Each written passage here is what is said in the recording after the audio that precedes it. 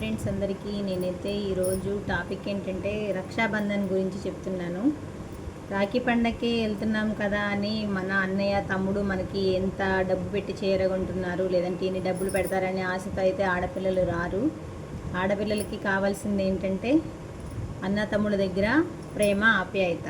ఎంత చీర పెట్టిన దానికంటే, ఎన్ని డబ్బులు ఇచ్చిన దానికంటే మన అక్క చెల్లి రాగానే ఆప్యాయంగా చిరునవ్వుతో ఆహ్వానిస్తారు కదా, బొట్టు పెట్టి పంపించినా సరే చాలా సంతోషపడుతుంది ఆడపిల్ల. అందుకే చెప్తున్నాను, రాఖీ పండుగ వచ్చిందంటే అమ్మో ఆడపిల్లలు వస్తున్నారు, డబ్బులు ఖర్చు అయ్యేది అని అయితే అబ్బాయిలు అనుకోకూడదు. మనం అన్నయ్యకి తమ్ముడికి రాఖీ కట్టడానికి వెళ్తున్నాం కదా, మనకు 5,000 ఇస్తారా 10,000 ఇస్తారా అనే ఆలోచనతో ఆడపిల్లలు వెళ్ళకూడదు. ఎందుకంటే ప్రపంచం మీద ఎన్ని బంధాలైనా వరుస కలుపుకుంటే అన్నయ్యలు తమ్ముళ్ళు అందరూ చాలామందే ఉంటారు, కానీ మన రక్త సంబంధం అనేది మనకి దొరకదు. కాబట్టి రక్త సంబంధానికి మించిందైతే ఏమీ ఉండదు.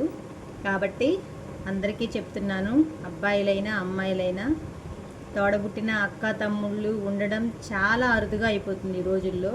ఉన్నవాళ్ళు మాత్రం ఆ అక్క తమ్ముళ్ళు అన్న చెల్లెళ్ళు బంధాన్ని అయితే మిస్ చేసుకోవద్దు ఫ్రెండ్స్.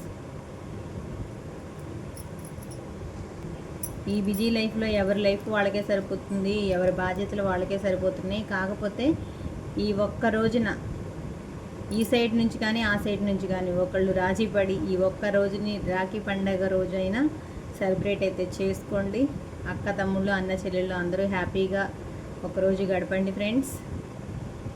అంతే ఫ్రెండ్స్, నేనైతే నా తమ్ముడిని నేను ఎప్పుడూ అది పెట్టలేదు ఇది పెట్టలేదని ఎప్పుడూ అడిగింది లేదు. నన్ను తమ్ముడు ఏమీ అన్నది లేదు. కాకపోతే ఏంటంటే ఆర్థిక పరిస్థితులు, ఒడిదుడుకులు అందరికీ వస్తాయి.